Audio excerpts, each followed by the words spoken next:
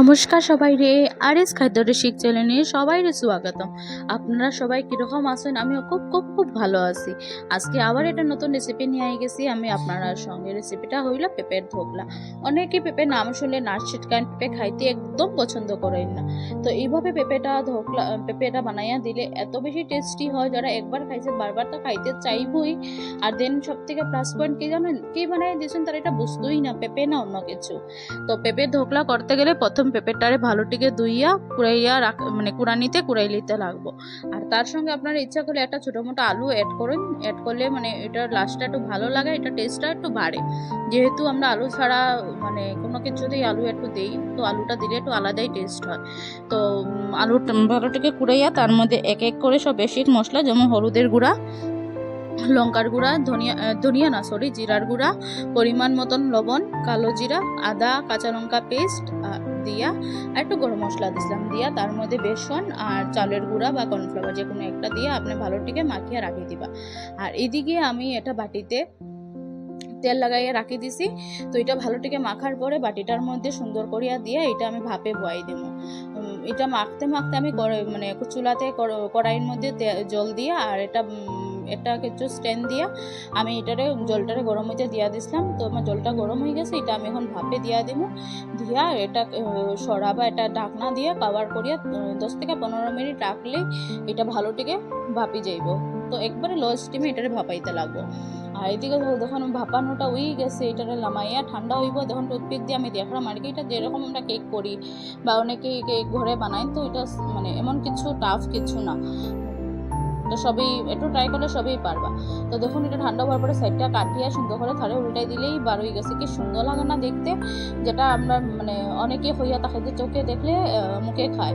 তো এটা কাটতেও না, এগুলো জিনিস কাটতেও আমার খুব বেশি ভালো লাগে, এটারে পিস পিস করে কাটতে। তো আমি এটারে স্কোয়ার শেপে কাটছিলাম, সুন্দর করে একটু বড় বড় পিস করে, যেহেতু তার ধোকলা আরও বেশি পেঁপে দিলে আরও একটু বেশি মোটা হয়ে যাবে।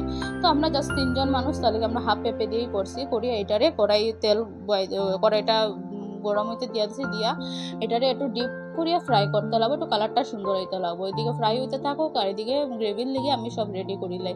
তো গ্রেভির লেগে টমেটো, কাঁচা লঙ্কা, টমেটো আর বাদাম দিছিলাম, দিয়ে এটার আমি পেস্ট করে লাইছি। আর এদিকে আমার সব ভাজা হয়ে গেছে। হওয়ার পরে আমি আলুটাও ফ্রাই করে লাইছি। লাইট ফ্রাই করছি, যেহেতু সিদ্ধ হয়ে গেছে আলুটা ভালোটিকে। আলুটারে বেশি লাল করিয়ে ভাজছি না। তো এই কড়াইয়ের মধ্যে পরিমাণ মতন তেল দিয়া সব সম্বাস দিয়া দিমু। যেরকম সম্বাসে আপনার শুকনো লঙ্কা, তেজপাতা, হিং, মেথি পাতা দিয়া তারপরে ওই পেস্ট করে রাখছিলাম, যে এটা দিয়ে ভালোটিকে নাড়তে থাকবো। প্লিজ আপনারা এরকম একবার বানাইয়া খাইয়া আমার কমেন্টে জানাইবা। আপনারা কিন্তু আমার কমেন্টে জানাই না কে কোন রেসিপি ট্রাই করছেন বা কীরকম লাগছে, প্লিজ কমেন্টে জানাইবেন। আপনারা কমেন্টটা দেখে আমার খুব বেশি ভালো লাগবো, খুব বেশি আমি হ্যাপি হইমু যে না আপনারাও একবার ট্রাই করুন আমার রেসিপিগুলো দেখিয়া। তাইলে বুঝলো না, আপনারা সাপোর্ট ছাড়া তো আমি আগে যেতে পারতামই না। আর আপনারা যদি একটা বার কমেন্ট করেন না, আমার এত বেশি খুশি লাগবে, আমি কি হইমু যে না আমার রেসিপিগুলো আপনারা দেখরা তো ঠিকই, আমি দেখলাম আপনারা দেখরা, কিন্তু কমেন্ট করার না। আপনার কাছে আমরা এটা কমপ্লেন করতে পারেন যে আপনারা এখানে কমেন্ট করেন না। ভালো খারাপ যাই হোক একটু কমেন্ট করবা, কমেন্ট করলে আমার ভালো লাগবো। ভালো লাগলে ভালো হইবা, খারাপ লাগলে খারাপ হইবা, কিন্তু কমেন্ট করিয়া জানাইবা।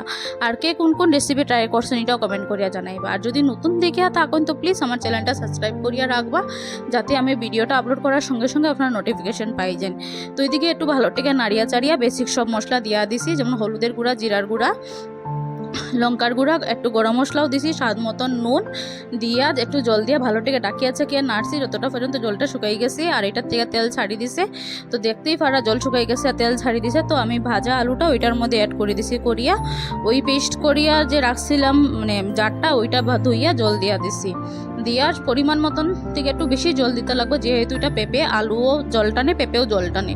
একটু জল বেশি দিয়া জলটা যখন উতলাইব তখন একটু গরম মশলা দিয়া আর ঘি দিয়ে আর লামাই দিমু। আর ওই যে ভাজিয়ে রাখছিলাম যে পেঁপের ধোকলা, এটাও জলটা যখন টকবক করবো তখন এটা দিলাইমু, দিয়ে 2 থেকে 3 মিনিট একটু ফুটতে দিমু। ফুটার পরে তো সেম ঘি আর গরম মশলা দিয়েই লামাই লিমু। ঝোলটা একটু থাকবো, ঠান্ডা যখন হইব, এটা আর আমি আর লইতে পারছি না, দেখাইতে পারছি না আপনারা।